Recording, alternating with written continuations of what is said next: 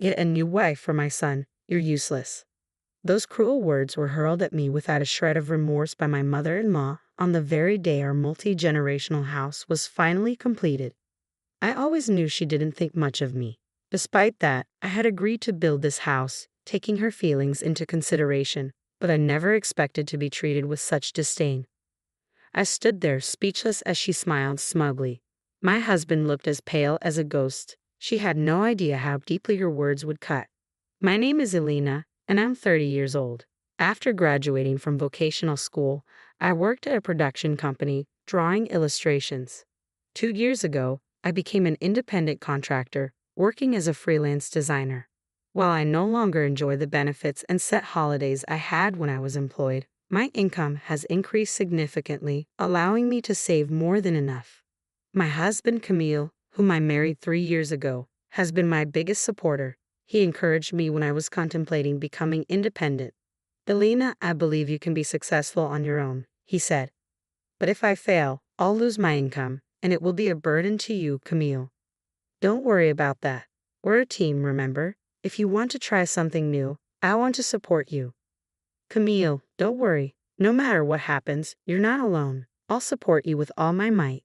'Thank you. I'll give it a shot.'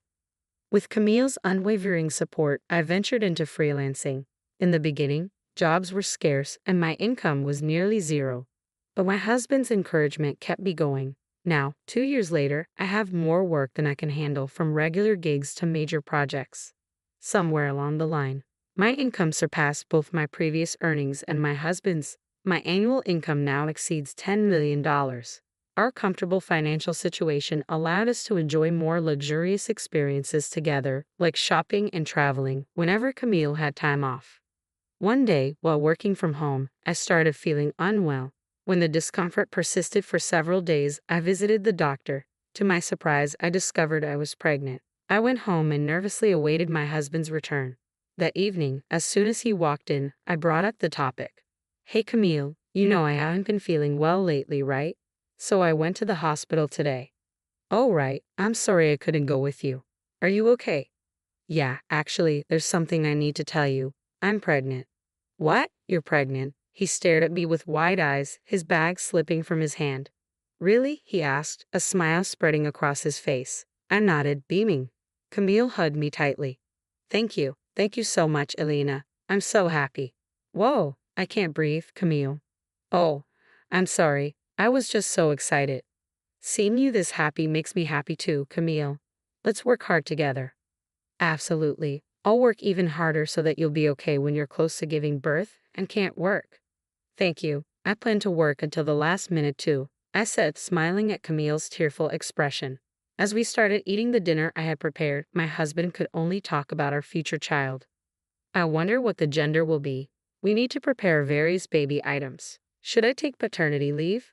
His enthusiasm made me laugh. He was probably mulling over all the details in his own way. At that moment, I decided to share something I had been contemplating for a while. "Hey Camille, there's something I've been thinking about for some time. How would you feel about us building our own house?" "Huh? A house? Our own?"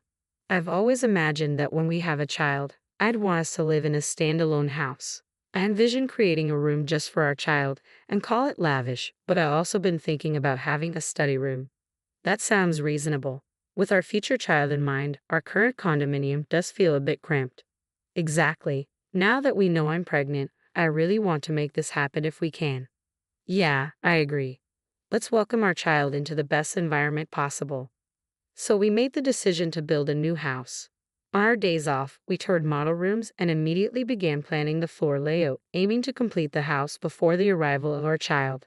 About a month after discovering my pregnancy, we decided it was time to share the news with my in-laws. They lived about a 30-minute drive away from our condominium, but we seldom visited.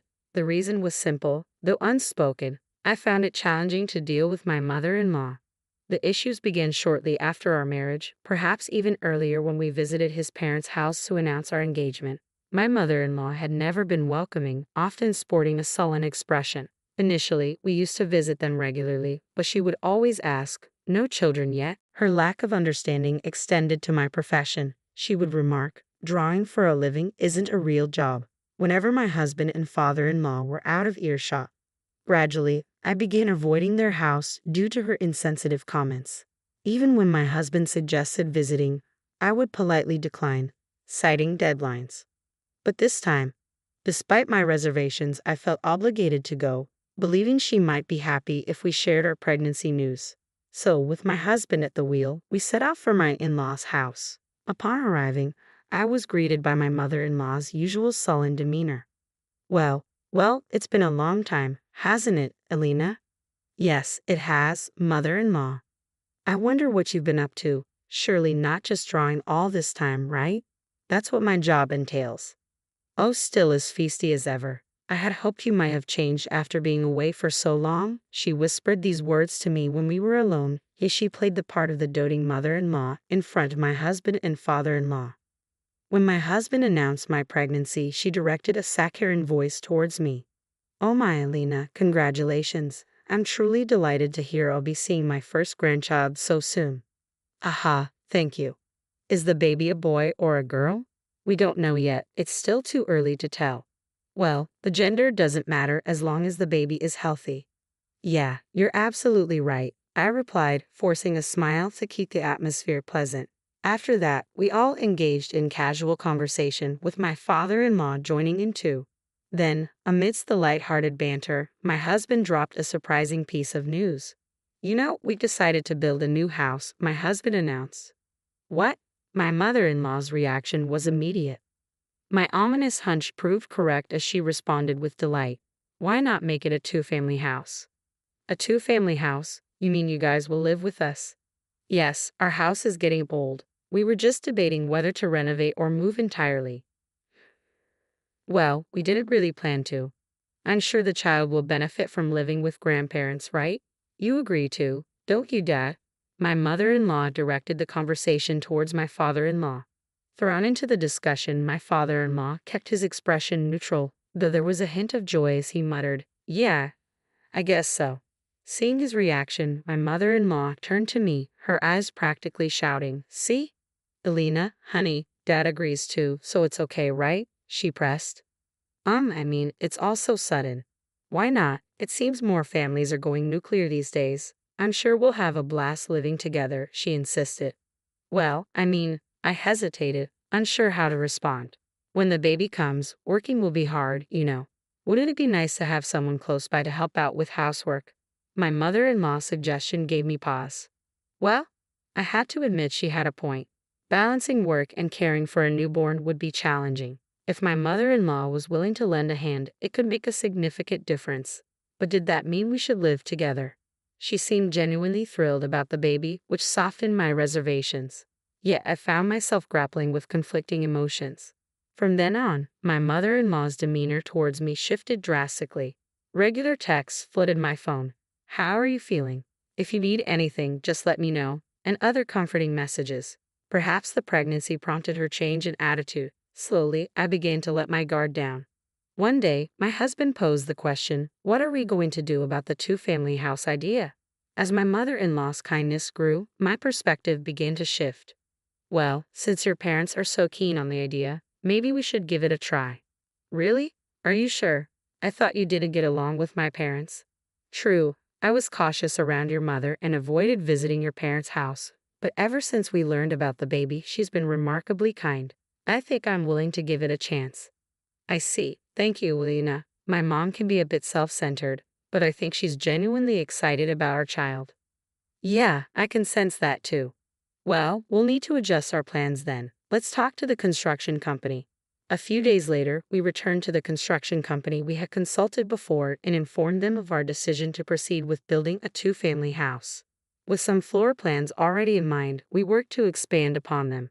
The process of designing our new home progressed steadily, with us occasionally bringing my in-laws along to consult with the construction company. But I remained oblivious, unaware that this decision would lead to such a predicament. A few months later, as I entered my third trimester, construction began. When I called my mother-in-law, Mil, to share the news, she dropped a bombshell. I've waited so long for this moment. I was getting pretty tired of having to be nice to you. What? Mother-in-law? Your baby is a girl, isn't it? You're so useless. Didn't I tell you not to have anything but a boy? Wait a minute, when I told you the gender last time, you said girls' clothes are cute. That's nice too. That's because your husband and Camille were there. You're not an idiot, are you? Is that so? Her words struck me like a heavy blow. I was rendered speechless as she continued mercilessly. Just so you know, it's too late to regret it now. The house is already under construction. I was just pretending to get along with you to ensure we live in the new house. Mother-in-law. Oh, by the way, I've made quite a few arrangements. Look forward to it, all right. With that, she hung up, leaving me with the dial tone. I couldn't fathom what my mother-in-law meant by arrangements, but the realization that she hadn't changed at all hit me even harder.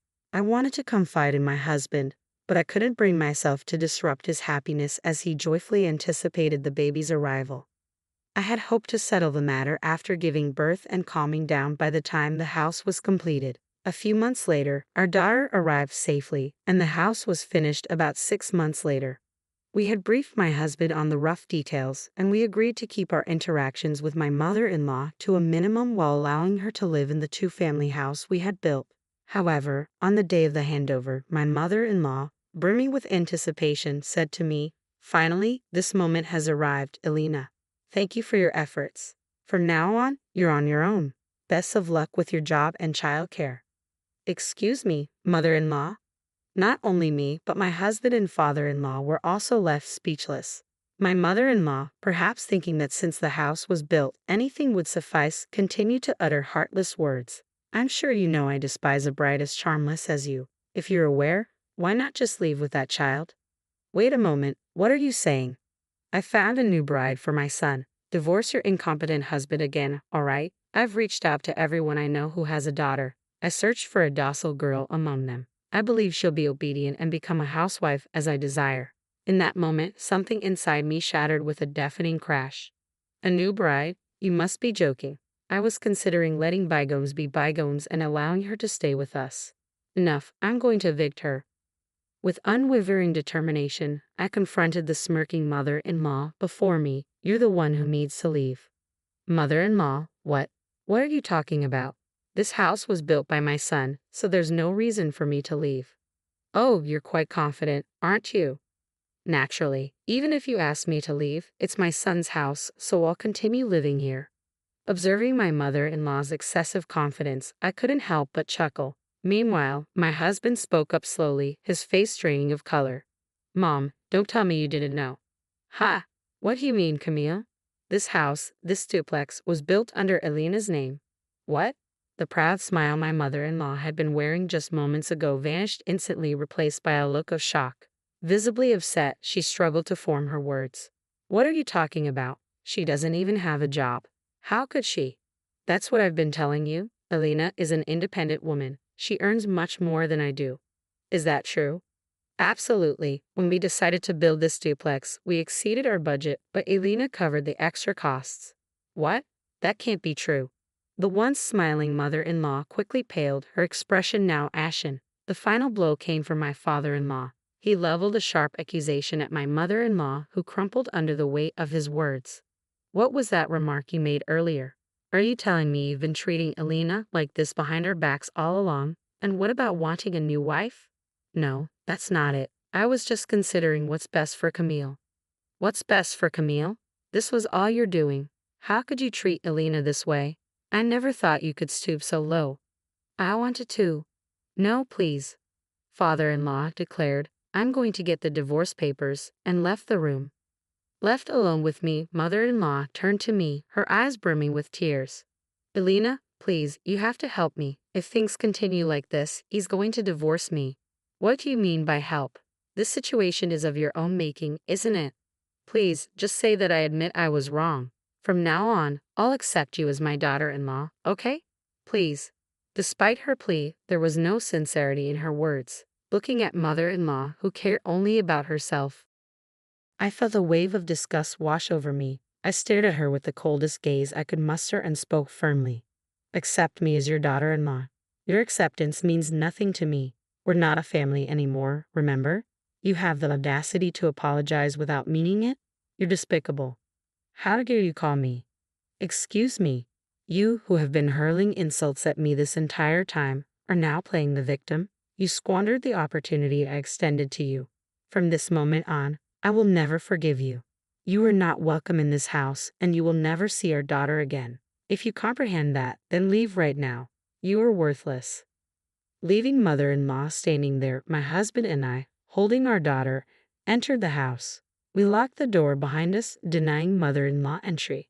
Despite her relentless shouting outside, we ignored her. Father-in-law returned with the divorce papers. He insisted mother-in-law complete them on the spot, and then promptly filed them. It transpired that mother-in-law had been borrowing money from father-in-law. She was given an ultimatum: repay the money immediately or face divorce. Being a housewife with no means to repay the debt within a few days, mother-in-law reluctantly opted for divorce. We allowed father-in-law inside the house and secured the door once more. After some time, mother-in-law continued causing a commotion outside our house, but before long she vanished.